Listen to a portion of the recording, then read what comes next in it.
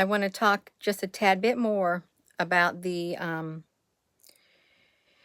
South Pacific Ocean, where a lot of disappearances took place, a lot of missing planes, and this one in particular, the Mitsubishi AM6M, what was it, AM61, let's see what it is for you all. A6M0 was a long-range fighter airplane that went missing in the area of the Devil's Sea. This part of the Pacific Ocean, hello Applebrooks, got its name, the Devil's Sea. Not like, it's kind of similar to the Bermuda Triangle, the Devil's Triangle, but this area right here, the Devil's Sea. It went missing. Let me read this. Let me read you how this, the Devil's Sea disappearance. Let's look at this, you all. Hello. So the Devil's Sea disappearance. As noted above, this is part of an article. You can see it right here. We can see the whole top of the article of all the strange occurrences that happened at the Devil's Sea. It says the Devil's Sea, also known as the Pacific Bermuda Triangle and the Dragon's Triangle, is an area of the Pacific Ocean where a number of unusual, seemingly paranormal events have taken place. You can find it right here at this link. Oceaninfo.com. The Devil's Sea, where a lot of things have taken place.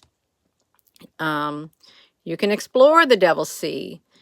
It's an area of the Pacific Ocean somewhere near Japan that is said to play host to mysterious forces dating back to the age of Kublai Khan and the Mongol Empire of the 13th century. Legends describe the area as being notoriously dangerous for sea-bound travelers, you all. Sea-bound travelers. Some have suggested that the danger stems from typhoons and hard-to-spot shoals, strange tidal patterns, methane gas, and more. Some of the supernatural suggestions as for why ships seem to disappear at an unusually high rate in the area includes alien abductions, portals to other worlds, sea monsters, and secret military operations, you all. There's something to this Pacific Ocean, the area, and they're not quite agreeable on exactly where at in this Pacific Ocean where these things are called at. Where is the Devil's Sea? It's located in the Pacific Ocean, centered around the Izu Islands. The exact location is often disputed, but it's generally said to be located to the east of Japan, perhaps around 62 miles from Main Island. Another suggestion, it places it farther from Japan, around 745 miles or 1,200 kilometers from the eastern coast. The loose interpretation of which area of the Pacific Ocean constitutes, here's my throat again trying to itch, constitutes the Devil's Sea is one of the main reasons why scientists and everyday people have expressed doubt regarding the veracity of some of the more supernatural claims, you will. So it would kind of look like the Devil's Triangle, like the Bermuda Triangle, okay, because it's like a triangle vortex, triangular vortex, you all. This is really interesting about Kublai Khan, too. As noted above, strange occurrences in the specific area of the Pacific Ocean date back centuries. One particularly interesting story refers to the reign of Kublai Khan in Mongolia.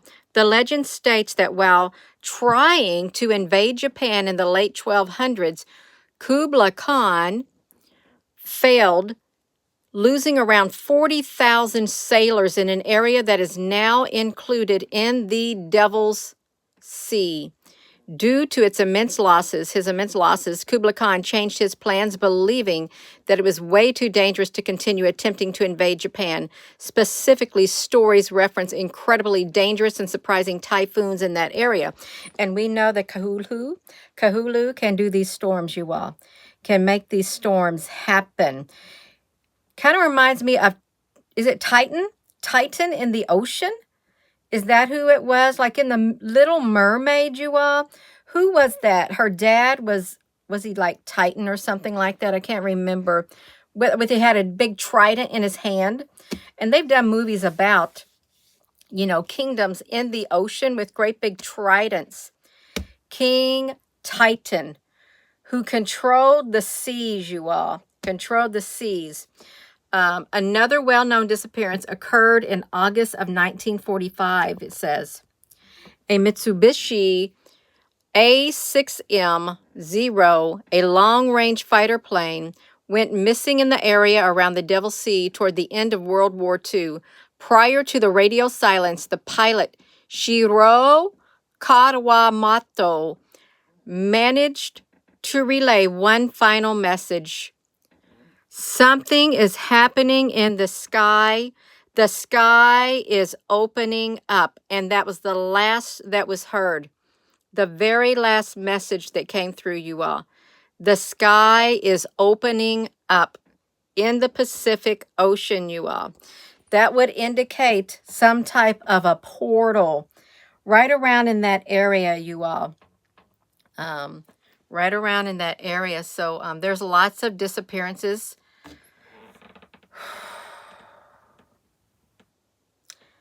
They're talking about, listen to this.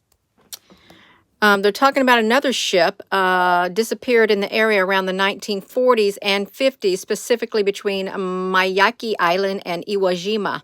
Iwo Jima.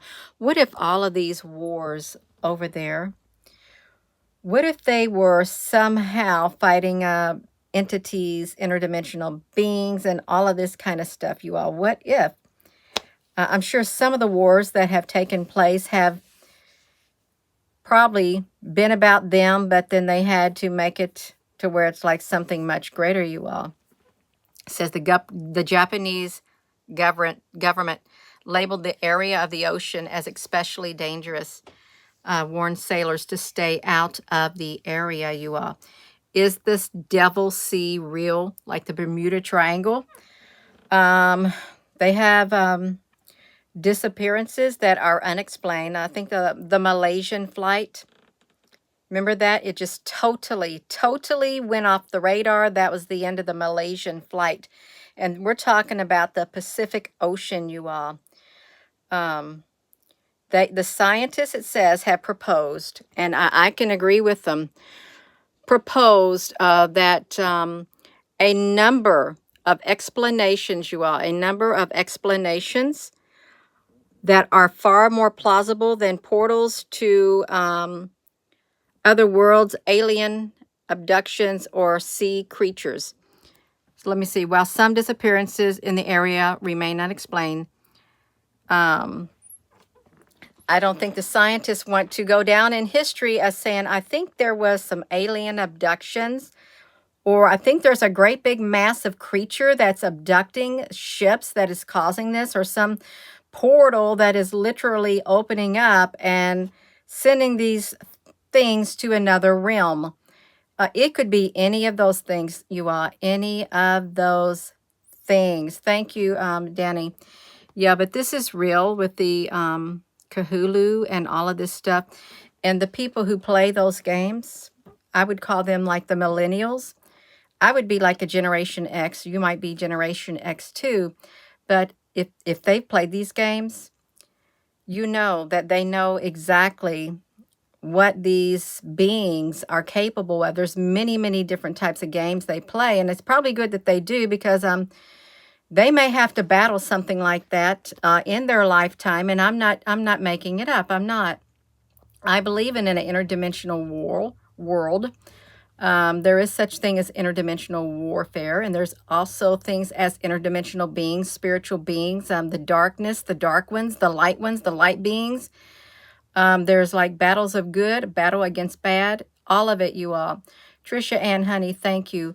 So we may have to, if we want some good information on these Cthulhu and all these type of beings, it's the younger generation. It's like the millennials. I'm pretty sure there's plenty of experts. And the kids, you know, the Dungeons and Dragons, that's No, that stuff is real too, you all. I don't do that. No. I never did like that. It just rubbed me the wrong way. But and the other one, what is the other games? It's a card game. I can't remember it is. What is the name of that card game? It had, the cards were brown. Well, there's like a Yu-Gi-Oh! And then there's something else that the kids played. Can't remember what it was. I didn't like them. I didn't, you all, but all of this stuff, the Pacific Ocean, it's, if you start digging, well, actually, you can dig through the comments on the last video and the video before that, and there's a wealth of information put on by people from all walks of life, from all over the world, a wealth of information. There are maybe a handful who say, oh, it's not real, it's not real. Why can't it be real? Why can't these be real? Is it because they're put into a game and that would make them not real? No, they can most definitely be real. The little stories we have, the fairy tales, the things of old, they were real at one time. And then they got passed off and thought of as just make-believe. No, they're real. You may see them in a game, but they're depicting real-life entities. Real-life entities. And if you're a person who believes in the spiritual realm, you know that there are entities like that, you all. But I'm not going to keep on here that long at all. But this after World War II, this Mitsubishi A6M Zero long-range fighter plane went missing in the area around the Devil's Sea and the Pacific Ocean at the end of World War II. And prior to his radio silence, the pilot, Shiro Kawamoto, managed to relay one final message. Something is opening up something is happening in the sky. The sky is opening up. That's the last they heard from him. He was never seen again, you all. And it was one of these types of plane. The sky was opening up around that area in the Pacific Ocean. Something is happening in the sky. The sky is opening up. See, we don't know what was said on the Malaysian flight that went missing either. We don't know. Somebody knows because they went looking for those black boxes. Why do you think they put the black boxes on the plane? And do we ever hear anything else about the black boxes? I'm sure if planes go missing nowadays like that, they're going to keep that top secret.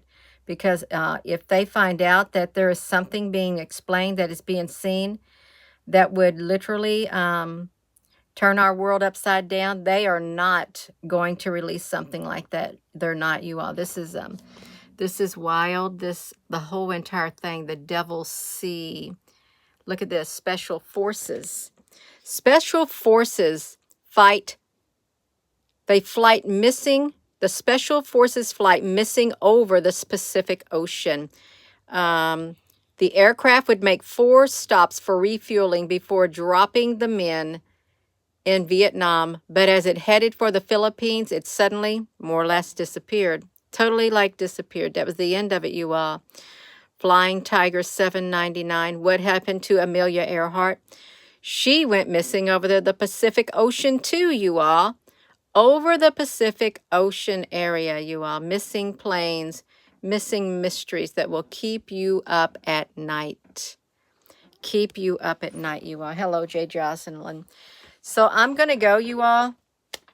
I just want to get on here really fast and touch bases with you. Thank you for watching the videos. Thank you for all the comments. I have not had a chance to look at them all, but I want to look at them and I want to read everything that people have got written down because it's really interesting.